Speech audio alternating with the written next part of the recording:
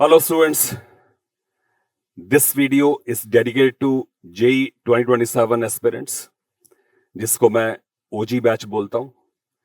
तो मेरा भी OG बैच जस्ट स्टार्ट होने वाला है। तो बेटा इस वीडियो का जो मेन पर्पस है वो ये है कि मैं आपको पहले से ही बता सकूं कि जो कमिंग 2 इयर्स हैं उसमें तुम्हारे सामने स्टम्बलिंग ब्लॉक्स क्या हैं, कौन से चैलेंजेस तुम फेस करोगे, या मैं ऐसे बोल लूं कि कौन सी गलतियां तुम्हें नहीं करनी चाहिए, या मैं ऐसे बोल लूं कि वो कौन से ट्रैप्स हैं जिसमें स्टूडेंट्स फंस जाते हैं। तो मैं उन चीजों के बारे में बात करूंगा। मैं कोशिश करूंगा ब्रीफली उन सबको मैं डिस्कस कर लूं। सबसे पहला चैलेंज बेटा ये है कि जब आप क्लास 10 से 11th में आते हो तो जो लेवल ऑफ स्टडीज है वो ऊंचा हो चुका होता है। डेफिनेटली वो एक लेवल अप होता है। मींस जो क्लास 10th की इंफॉर्मेशन बेस्ड स्टडीज होती हैं वो ओवर हो चुकी हैं। अब जो है वो इन डेप्थ स्टडीज स्टार्ट हो चुकी होती हैं, तो लेवल ऊपर हो चुका होता है। ठीक है। अब इसमें क्या होता है, जो स्टूडेंट्स हैं वो जब लेवल अप हो जाता है तो उसको ऐसे देखना शुरू करते हैं जैसे कि उनके अंदर ही कमी हो। वो इस बात को एस्टिमेट नहीं करते हैं कि उनको अपना एफर्ट बढ़ाना है और ज्यादा एफर्ट देना है। ठीक है। तो आप अगर अपना एफर्ट और बढ़ा दें तो इस लेवल अप को आप इनफैक्ट टैकल कर सकते हैं। तो बेटा मेरा सबसे पहला जो तुम्हारे लिए मैसेज है वो ये है कि शुरुआत में एक्स्ट्रा एफर्ट डाल दो। शुरुआत में एक्स्ट्रा एफर्ट दो, एक्स्ट्रा एफर्ट चाहिए होगा। ठीक है। क्योंकि आप कंपटीशन में हो, ये एक एलिमिनेशन टेक्निक होती है, तो आपको एक्स्ट्रा एफर्ट देना पड़ेगा and do expect higher level of studies. ठीक है। जो आप लेक्चर अटेंड कर रहे हो तो लेक्चर की किसी बात को मिस मत करो, और कोशिश करो कि 90% से अटेंडेंस तुम्हारी ज्यादा हो। क्योंकि आप कोचिंग पढ़ रहे हो, कोचिंग में continuously chapter by chapter discipline के साथ खत्म होते रहते हैं। जैसे मैं पढ़ा रहा होता हूँ तो इसमें ऐसा नहीं कोई रिलैक्सेशन होता है कि मैं इसमें कह दूं कि आज का जो मेरा लेक्चर है वो रिलैक्सिंग लेक्चर है। तो बेटा कोई भी रिलैक्सिंग लेक्चर नहीं होता है। ठीक है ना। हर लेक्चर में बम्बार्डमेंट होता रहता है। आपको असाइनमेंट दिया जाता है, आप करके आते हो, वो चलता रहता है। Because you are into competition. कोई कमांडो तो मेहनत कर रहा होगा जो तुमसे आगे आ रहा होगा। ठीक है। तो हार्ड वर्क प्राइम रिक्विजिट है। बच्चे स्पेस को मेंटेन नहीं कर पाते हैं, और इसलिए पेस मेंटेन नहीं कर पाने की वजह ये कि वो सेल्फ स्टडी के लिए टाइम नहीं निकाल पाते, और वो ये सोचते रहते हैं कि कोई टीचर करा देगा, कोई मुझे करा देगा, कोई ऐसा है जो मेरे को ये समझा देगा अच्छे से। समझाएगा तो बेटा, लेकिन थॉट डेवलपमेंट, तुम्हारी खुद की न्यूमेरिकल सॉल्विंग एबिलिटी तभी आएगी जब तुम खुद मैदान में आओगे, खुद उसको सॉल्व करोगे। तो लेक्चर्स बहुत अच्छे से अटेंड करना है ऑन वीकली बेसिस। कोई सा भी बैकलॉग नहीं बनने देना है। जो सेकेंड मोस्ट हर्डल है, जो क्रूशियल क्रिटिकल हर्डल है, वो है बैकलॉग डेवलप हो जाना। तो ऑन वीकली बेसिस आपका किसी भी सब्जेक्ट पर कोई सा भी बैकलॉग नहीं होना चाहिए। आपके लिए तीनों सब्जेक्ट, फिजिक्स केमिस्ट्री मैथ्स, तीनों सब्जेक्ट इक्वल फूटिंग पर होना चाहिए। सबको इक्वल टाइम दो, जो इंटरेस्टिंग लगता है उसको 1 आवर एक्स्ट्रा दे दो, वो चलेगा, बट टाइम सबको इक्वल दो। बैकलॉग नहीं बनना चाहिए, वीकली बेसिस पे सेटल होना चाहिए। इसका मतलब आपके अंदर शुरुआत से ही एक कैलेंडर बना के रखने की हैबिट हो जानी चाहिए। आपके पास एक कैलेंडर होना चाहिए, शुरुआत से ही आप उसको मेंटेन करो। ठीक है। तो बैकलॉग इज नेक्स्ट हर्डल। फिर बेटा अगला हर्डल आता है डाउट्स, एक्यूमुलेशन ऑफ डाउट्स। तो मुझे बता दो कि डाउट्स इकट्ठे क्यों होंगे। क्योंकि जो भी टीचर आपको पढ़ा रहा होगा, जैसे मैं पढ़ा रहा होता हूँ, तो मैं जो भी होमवर्क दूंगा उसका मैं ड्यू डेट ऑफ डिस्कशन दूंगा, और उस ड्यू डेट ऑफ डिस्कशन पे अगर आपने कर लिया असाइनमेंट तो आपको कोई सा भी बैकलॉग ही नहीं रहेगा, कोई डाउट ही नहीं रहेगा। क्योंकि ड्यू डेट ऑफ डिस्कशन पर आप असाइनमेंट अटेंड करके आए हो, जो आपके डाउट्स हैं वो आपने पूछ लिए, डाउट क्लियर हो गए। उसके बाद भी कुछ अगर डाउट्स बचते हैं तो आप टीचर से आप पर्सनल इंटरेक्शन में मैसेज करके आप उससे पूछ सकते हो। बट बहुत सारे बच्चे जिनको ड्यू डेट ऑफ डिस्कशन दी जाती है, but due date of discussion पर असाइनमेंट पूरा ही नहीं करते हैं, तो जब वो उस असाइनमेंट वाली क्लास में जाते हैं तो ब्लैंक फेस से बैठे रहते हैं, बोर हो जाते हैं, और जब बोर हो जाते हैं तो उस टॉपिक से जो कनेक्टेड नेक्स्ट टॉपिक है उसके सवाल भी नहीं बनते, बिकॉज फिजिक्स इज लिंक्ड। बेटा इस सबसे क्रूशियल बात मैं आपसे बोल रहा हूं, अभी जो मैंने आपसे बात बोली, this is one of the most crucial things. सबसे क्रूशियल यही है कि होता क्या है कि आपको असाइनमेंट दिया गया, वो आपने नहीं करा, जो अगला आर्टिकल है वो पिछले आर्टिकल पे डिपेंडेंट है, जैसा कि फिजिक्स में होता है। फिजिक्स कनेक्टेड होती है, एक के बाद एक जो चैप्टर्स है वो कनेक्शन में है। अब आपने एक नहीं किया, आपने एक सीढ़ी का एक स्टेप आपने खो दिया, अब आप एक स्टेप जंप करके अगले जाने वाले हो, नेचुरल सी बात है आपको दिक्कत आएगी। फिर आप जब नेक्स्ट क्लास में गए, बाई चांस आपने फिर से असाइनमेंट नहीं किया, फिर से होमवर्क नहीं किया, फिर से एक और आपने स्टेप मिस कर दिया। तो ऐसे 3-4 स्टेप जब आप मिस कर देते हो तो आपका चैप्टर उड़ जाता है, और जब आपका चैप्टर उड़ जाता है उसी चैप्टर से कनेक्टेड नेक्स्ट चैप्टर है, तो उसमें भी आपको स्टम्बलिंग ब्लॉक्स आने शुरू होते हैं, और धीरे धीरे उस सब्जेक्ट से आपको फियर डेवलप होना शुरू होता है, जिसको हम फोबिया बोलना शुरू कर देते हैं। आपको फोबिया होता है, फिर आप बोलते हैं मेरा सब्जेक्ट वीक है, फिर आप सबको बताते रहते हो मेरा सब्जेक्ट वीक है, वीक है, वीक है। तो that means due date of assignment should not be missed. अगर आप ट्रू लेवल पर जे एडवांस पढ़ने आए हो, ट्रू लेवल पर आप जे एडवांस पढ़ना चाहते हो, तो डिस्कशन क्लासेस को भूल करके भी मिस मत करो, ड्यू डेट्स ऑफ डिस्कशन को भूल करके भी मिस मत करो। तो नेक्स्ट स्टम्बलिंग ब्लॉक ये होता है, कनेक्टिविटी लूज हो जाती है। आप ड्यू डेट डिस्कशन मिस कर देते हो, कनेक्टिविटी लूज हो जाती है। ठीक, फिर बात आती है, दैट मीन्स अभी मैं आपसे बात कर चुका हूँ लेक्चर अच्छे से अटेंड करो, फिर मैं आपसे बात कर चुका हूँ असाइनमेंट अच्छे से करो, फिर मैं आपसे बात कर चुका हूँ डाउट्स को क्लियरेंस कर लो। ठीक है, फिर नेक्स्ट बात आती है टेस्टिंग की, टेस्टिंग मैकेनिज्म की।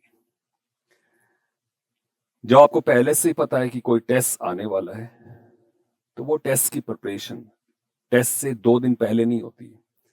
टेस्ट की जो प्रिपरेशन होती है वो इनफैक्ट जिस दिन आपको पता चला कि मेरा टेस्ट का ड्यू डेट ये है, उस दिन से ही उसको स्टार्ट हो जाना चाहिए। आपका एक एक्शन प्लान बन जाना चाहिए, और आपको ये सोच के चलना चाहिए कि मैं जेई एडवांस में ही जा रहा हूं। तो अगर जेई एडवांस में जा रहा हूं तो मेरा अप्रोच क्या होना चाहिए, आप एग्जैक्टली इस माइंडसेट से उसको अप्रोच करें कि आपका जेई एडवांस आ गया है। और रियलिटी भी बेटा यही है, जेई एडवांस 2 साल बाद नहीं होना है, 2 साल बाद तो आपकी प्रिपरेशन लेवल है वो रिवील होनी है। इनफैक्ट ये जो हर टेस्ट होते आ रहे हैं, रिव्यू टेस्ट आपके जो होते आएंगे, ये बिल्डिंग ब्लॉक्स है। अगर आप हर एक में स्ट्रॉन्गर नहीं होगे तो एंड में जो आपकी स्टोरी हो, पावरफुल स्टोरी नहीं निकलेगी, वो एक वीक स्टोरी होगी जिसमें बहुत सारे लूपहोल्स होंगे। तो आपकी स्टोरी पावरफुल स्टोरी, उसके लिए उसका हर पेज स्ट्रॉन्ग होना पड़ेगा। तो हर एक टेस्ट में आपको प्रॉपर थॉट डेवलपमेंट साथ जाना, आपके मार्क्स आए या आपके मार्क्स ना आए, आप अपनी तरफ से फुल प्रिपरेशन करो। तो अब लेक्चर हुई कि आपका टेस्ट प्रिपरेशन जैसे ही आपको डिक्लेयर हुआ, आपको जैसे ही पता चला कि मेरा test so and so date पर है, तो आप प्रिपरेशन साथ पहुंच जाओ, टेस्ट में अपीयर करो। टेस्ट होने के बाद उस टेस्ट पेपर को एनालाइज करो। एनालिसिस 2 तरीके से होनी है। सबसे पहला आप ये देखो कि आपके टोटल मार्क्स में से कितने मार्क्स आए। ठीक है, लेट्स से 40% आए, तो आपने जो क्वेश्चंस अटेम्प्ट किए तो उसमें कहाँ गलती हुई, किस टॉपिक से था, उसको आप लिख लो और उस टॉपिक को रिविजिट करो, हर एक पे 5-5 सवाल कर लो, सो दैट वो रीइंफोर्स हो जाए, वो गलतियां दोबारा ना हो। फिर आप चेक करो कौन से कॉन्स्टेंट मिस्टेक्स हुए थे, कौन से कैलकुलेशन मिस्टेक्स हुए, उन मिस्टेक्स को आप रिविजिट करो और देखो कि वो मिस्टेक्स ना हो। तो आपने अपने पूरे पेपर को पूरी टोटलिटी में आपने देख लिया है। ठीक है, अब इसमें एक बात जरूर देखो कि वो पोर्शन क्या था सिलेबस का जो तुमने टच ही नहीं किया, जिन चैप्टर्स से तुम छोड़ के चले गए थे। तो जिन चैप्टर्स तुम छोड़ चले गए थे, नेचुरल सी बात है उन्होंने तुम्हारे को ड्रैग कर दिया है। इसका मतलब अगर तुम टॉप रैंक्स में आना चाहते हो, अच्छे रैंक्स में आना चाहते हो, तो तुम्हारा syllabus well in time 100% covered होना चाहिए।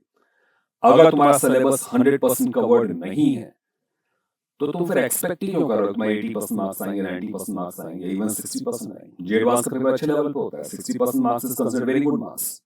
तो आप एक्सपेक्ट ही क्यों कर रहे हो? ये तो पहले लेवल की एनालिसिस थी जो आपने अपने आप को इवैल्यूएट किया इन टोटल सिलेबस प्रिपेयर्ड। अब मैं आपसे एक दूसरी बात बोल रहा हूँ, अब आप अपने आप को इवैल्यूएट करो कि आप कितना परसेंट सिलेबस प्रिपेयर करके गए थे। फॉर एग्जाम्पल हो सकता है आपने सिर्फ 60% चैप्टर्स प्रिपेयर किए हो, तो अपने आप को 60% में से इवैल्यूएट करो उस 60% तुम्हारी एफिशिएंसी क्या है। जो चैप्टर्स आप प्रिपेयर करके जा रहे होते हो उस प्रिपेयर चैप्टर्स में से आपकी एफिशिएंसी क्या है।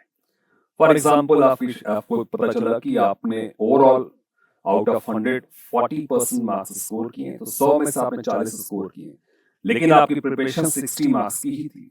तो रियलिटी क्या है कि आपने 60 मार्क्स में से 40 मार्क्स स्कोर किया है, ये आपकी एफिशिएंसी है। तो 40 out of 60 it's not bad, in fact 67-68% is very good approach. But आपका रैंक तब इंप्रूव होगा जब आप सारा सिलेबस कंप्लीट करोगे। तो अब बात अगली आती है, वो पॉइंट्स को मार्क कर लो, वो टॉपिक्स को मार्क कर लो, वो चैप्टर्स को मार्क कर लो जो आपने छोड़ दिए थे, उस पर उसको रीइंफोर्स करोगे तो तुम्हारी रैंक बढ़ेगी। बहुत बार बच्चों मुझसे कहते हैं सर मेरा रैंक में इंप्रूवमेंट ही नहीं आ रहा है, मेरे मार्क्स में इंप्रूवमेंट नहीं आ रहा है। बेटा उसका एक रीजन ये भी होता है कि आपने बहुत सारे टॉपिक्स या बहुत सारे चैप्टर्स जाने अनजाने में मिस कर दिए हैं। उसकी लिस्ट बना लो, उसको प्रिपेयर कर लो, ठीक है। तो बेटा टेस्टिंग की बात हो गई, ये बात हो गई कैसे आपको स्कोर इंप्रूव करना है। इन वर्स्ट केस सिनेरियो आपके मार्क्स बहुत बुरे आ गए, आपके 100 में से सिर्फ 20 मार्क्स आए, लेट्स से सिर्फ 10 आए, तो व्हाट टू डू। अगर आप 10 नंबर ही आए 100 में से, तो पैनिक नहीं होना है, पैनिक नहीं होना है। ये 10 नंबर को 60-70 मार्क्स में इंप्रूव किया जा सकता है। नेक्स्ट टेस्ट के लिए प्रिपरेशन स्टार्ट करो, 50% सिलेबस अच्छे से तैयार करो, और 50% सिलेबस में से कोशिश करो कि तुम्हारे 25% मार्क्स ओवरऑल आ जाए। तो दैट मीन्स आपने आधा ही सिलेबस तैयार किया बट अपनी एफिशिएंसी अच्छी रखी, जिसकी वजह से आपके 100 में से 25 आ चुके हैं। तो नेक्स्ट टेस्ट में टारगेट होना चाहिए कि आपने 15% या 20% इंप्रूवमेंट कर, क्योंकि जब आपके लो मार्क्स होते हैं 15-20% इंप्रूवमेंट हो जाता है। अब आपके 100 में से 25 आ चुके हैं, नेक्स्ट टेस्ट में टारगेट करो 30 नंबर, नेक्स्ट में टारगेट करो 35 नंबर, नेक्स्ट में target 40 number and so on. 5 marks के इंक्रीमेंट्स को आप टारगेट करो। अगर 5% का भी इंक्रीमेंट होता है ना बेटा, 5% का भी अप मूवमेंट का मतलब it's a very big improvement. तो ग्रेजुअली मार्क्स इंप्रूव करते हैं, ठीक है। फिर एक नेक्स्ट बहुत बैड हैबिट होती है स्टूडेंट्स की कि सवालों को सिर्फ पढ़ करके आगे बढ़ जाना। सवाल पढ़ा, अच्छा, ओ अच्छा, इसको ऐसे करेंगे, ऐसे करें, ऐसे करें, ऐसे हो जाएगा, ओ आगे आगे, हाँ ठीक है, यही तो करना है इसमें। बिल्कुल भी नहीं, हर एक सवाल को लिख के करना है, उसके लॉजिकल कंक्लूजन पर पहुंचा के करना है। उसको लॉजिकल कंक्लूजन पे जरूर पहुंचाओ। अगर तुम लॉजिकल कंक्लूजन पर नहीं पहुंचा रहे हो बेटा, तो इसमें तुम्हें सवाल किया ही नहीं है, और इनफैक्ट तुम्हारे को यही ट्रबल एग्जामिनेशन हॉल में आने वाला है। तो किसी भी सवाल को लॉजिकल कंक्लूजन पर पहुंचा दो, ठीक है। फिर बेटा बात आती है बैकलॉग की, कि बैकलॉग आपने बनने नहीं दिया बट स्टिल बन ही गया। तो बन ही गया तो कैसे उसको निपटे। उसका तरीका सिंपल सा है, करंट सिलेबस में कभी पीछे मत हो, करंट सिलेबस का ट्रैक हमेशा पकड़े रहो। तुम्हारा जो करंट सिलेबस है उसको हमेशा कैच ऑन करो, ठीक है, उसको होल्ड ऑन करो। अब जो प्रीवियस चैप्टर्स छूट गए हैं, जिसका बैकलॉग बन गया है, उसके लिए एक स्कीम बनाओ कि इन ए मंथ 1 चैप्टर करना है, इन ए सब्जेक्ट। एक फिजिक्स का, एक केमिस्ट्री का, एक मैथ्स का, 3 चैप्टर 1 महीने में करना है। मैं कहता हूं चलो तुम्हें 2 महीने में करना है, तो अगर 2 महीने में तुम 3 चैप्टर कवर करते हो, तो आप सोच लो कि 6 महीने में, और फिर आप सोच लो कि 1 साल में आप कितने चैप्टर्स का बैकलॉग कवर कर सकते हो। तो बैकलॉग कवर किया जा सकता है, उसके लिए कैलेंडर के थ्रू, शेड्यूल के थ्रू एक प्रॉपर प्लानिंग करनी होती है। और बैकलॉग को बिल्डअप मत होने दो, उसको बिल्डअप मत होने दो, क्योंकि वो सब्जेक्ट में फोबिया क्रिएट करता है। तो बैकलॉग मत बनने दो। तो बट ऐसी टाइप के पॉइंट्स साथ मैं तुम्हारे सामने आता रहूंगा। मैं कोशिश करूंगा तुम्हारा एक मार्गदर्शन करूं, तुम्हें ट्रैक पे रखूं, ठीक है। मेरे इस चैनल को बेटा आपको सब्सक्राइब करना है, फ्रेंड्स को भी रिकमेंड करना है, और इनफैक्ट जो बातें मैंने बोली हैं उसको राइट डाउन कर लो, उसको लिख लो कि सर ने क्या क्या इंपॉर्टेंट क्रूशियल बातें बताई, और वो मिस्टेक आप नहीं करोगे, ठीक है। तो students, let's take on this journey of JEE 2027 with positivity. अभी से लग जाओगे बेटा तो कोई सा भी रैंक लाना मुश्किल काम नहीं है, ओलंपियाड क्रैक करना मुश्किल काम नहीं है, कंसिस्टेंसी चाहिए होती है, डिवोशन चाहिए होता है, डिसिप्लिन साथ तैयारी करनी होती है और कंट्रोल्ड एंटरटेनमेंट करना होता है। Thank you students, will meet in next video. Thank you everyone.